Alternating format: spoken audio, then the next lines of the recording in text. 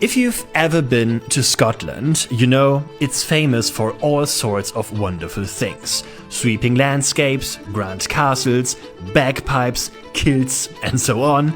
But beyond all the well-known sights, you can also find some real oddities off the beaten track.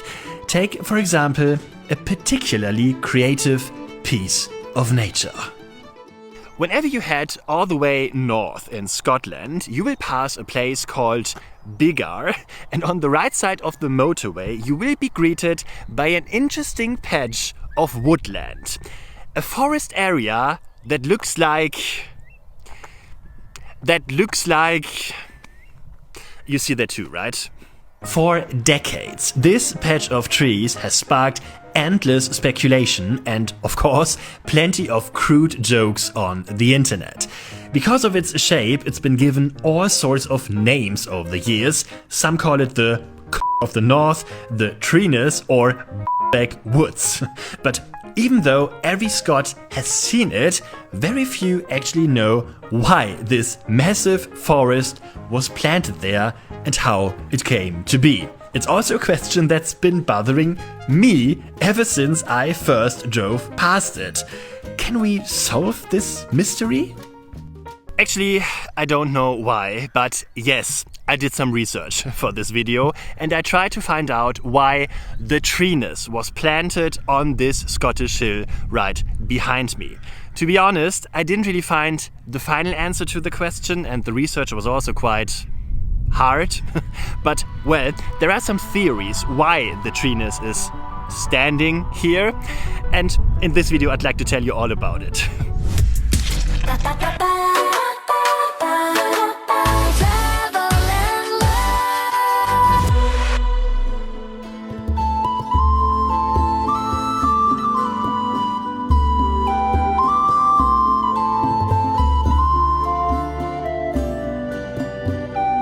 Okay, ladies and gentlemen, here we are. Welcome to the treeness. Yes, that's how it looks like. Actually, I've been to Scotland several times already, and I also drove the motorway several times already, where you can see this interesting woodland. But this is the first time I'm standing here, where you can see it up close. And the interesting thing is, it looks a bit rough. There are actually some dead trees that have collapsed. I would say it definitely needs a trim. And the other thing is, you can see from here that it was definitely planted like that on purpose. There is some kind of a wall around the forest, or at least a fence or something like that. So this was definitely no coincidence. There was somebody who said, I need it exactly like this. I want it in this shape. The question is, who was it? And well, I started my research, of course, on the internet, and well, this is what I found out. For years, people have been speculating on forums and also on Reddit about the origins of this forest. One common theory is that it was just a prank, perhaps by a landowner wanting to annoy their neighbor. Others speculate that it dates back to the Second World War, supposedly planted by prisoners of war as a joke. Another theory is that it isn't a phallic symbol at all, but rather a letter. Apparently the trees form the initials of Ian Thompson, a pilot killed in 1945, and the forest is meant to be a T, a sort of memorial. The military link pops up in another theory too. Internet rumors suggest that landowners sometimes planted distinctively shaped forests so that they could identify their own land during pilot training. That could also theoretically apply here, although there is absolutely no evidence for it. A slightly more logical theory comes from a Facebook site called the Penis Tree Appreciation Society, which has been celebrating this forest digitally for years. The page claims quite confidently that the forest was planted in 1874 as a statement against English invaders. That sounds plausible, but there is a catch. In 1874, there was no English invasion of Scotland. The last one was in 1650, centuries before the supposed planting date. However, this theory does give us a lead. On old maps, the forest actually appears as early as 1874. Even more, it shows up on maps from 1830. I couldn't find any older ones, but this evidence pretty much kills off the Second World War theories and any suggestions of recent pranks. This forest is clearly much, much older. And I know all these theories sound interesting and funny, but that's not enough for me. I need something solid. There needs to be somebody who knows about the history of this interestingly shaped forest right behind me. So I tried another way. I contacted various authorities, a local history museum and so on, but, well, I didn't get a single reply. Why? I have no idea. Maybe they thought, what's this weirdo asking these strange questions for? Let's just click on junk mail. Anyway, that was definitely a dead end. Then I had another idea, and that was to find the owner of this piece of land right behind me.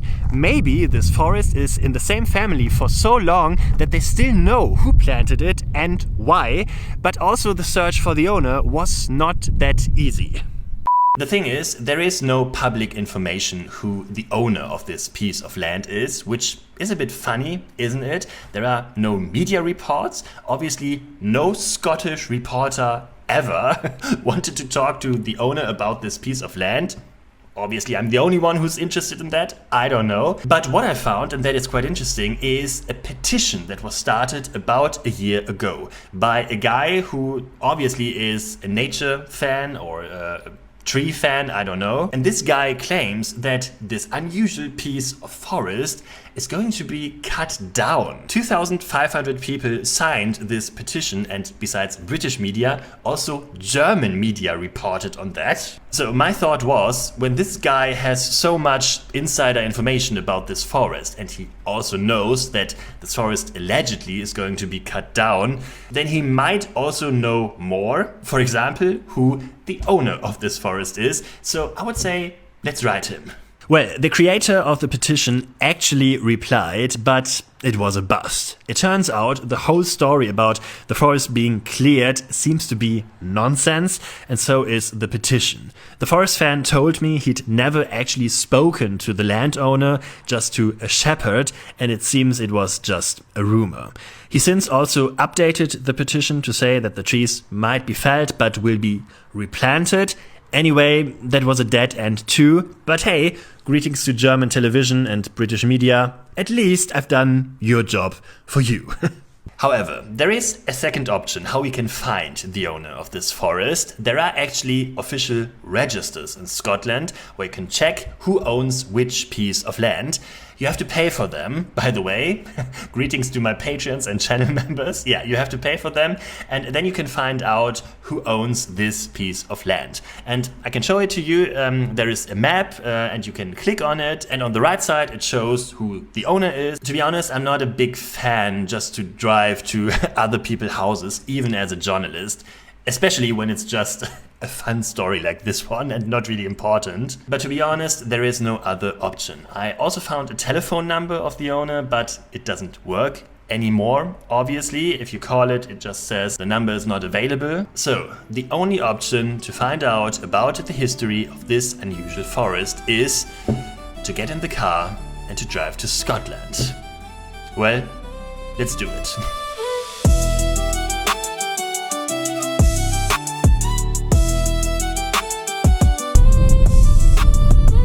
The situation is as follows. I drove to the property of the landowners only to find out that they no longer live there. I had already suspected something like this because I had also found a phone number that somehow no longer worked. But then, right at the property, I met two nice gentlemen who were working there somehow, and they actually know or knew the owners of this property and the owners of our famous forest. And they actually gave me a phone number and even the address, and I would say I'll give them a call now. Let's see what happens. The number you've dialed is not assigned. Why? Number you have dialed is not assigned. Why is it not assigned again now? I entered it exactly the way the gentleman gave it to me. That really shouldn't be possible. Well, there's nothing I can do. The number I got is obviously wrong. Or maybe they just changed their number or something. That could be the case too, of course. Well, then there's really only one last option left. I got the street where he supposedly lives. I'd say this is the last chance. We're going to drive into the village now and ask around to see if anyone knows the owner of the field.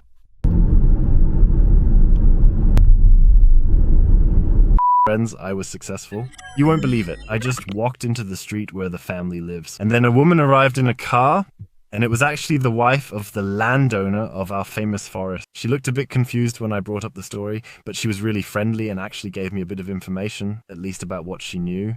And unfortunately, that wasn't very much. The family bought this piece of forest in the 1960s, and it already existed in this form back then. Over time, they've repeatedly reforested and logged it, and so on and so forth.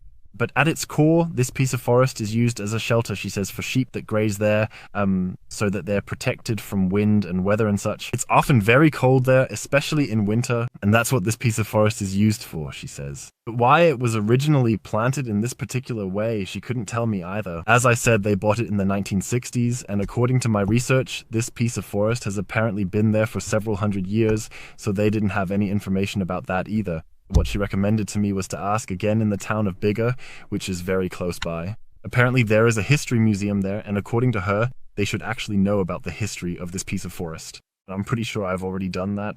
Months ago, I visited various museums in the region, and none of them responded to my emails in any way. I'll try again now, more insistently, and maybe I'll also try calling. But I really almost fear that this research is a dud. And well, I really didn't believe it would happen, but I actually got a reply from the museum in Bigger. Sadly, even they don't know the full history of the forest. The museum did confirm that the forest is indeed very old and was visible on their maps from 1858. The staff member also added that the woodland is surrounded by a dike with a survey marker for measuring altitude. I'm not sure if that's important. And they also noted that the current trees might not be the originals, as conifer plantations only became popular after the Forestry Commission was founded after the First World War. Which means there might have been different trees there in the past. But how the forest became our famous treeness, that remains a mystery even to the experts who know the area and its history inside out. And yeah, that brings us to the end of this video. I, to be honest, had a lot of fun getting to the bottom of the treeness myth. Even it was a bit of a silly investigation. And even if we have to admit that the truth of the treeness forest might remain a secret forever.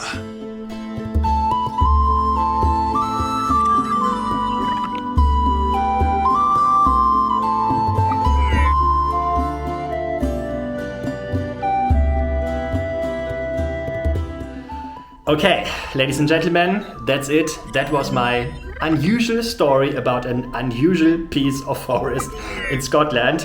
I don't know how that happened, but hey, everything is allowed here on this YouTube channel. But that was not only my story about a forest in Scotland, that was also the start of a new series here on my YouTube channel. I traveled the United Kingdom and I found a lot more interesting stories that I will tell you in the next few months and weeks on this YouTube channel. I hope you're looking forward to that. If you do, then please leave a thumbs up. You can also hit the subscribe button and ring the bell so you won't miss any upcoming video. And if you'd like to support me and my work, you can also do that, for example, on Patreon or as a channel member on my YouTube channel. You will find all the links down below in the video description. But well, that's it for today. Have a safe journey and see you next time.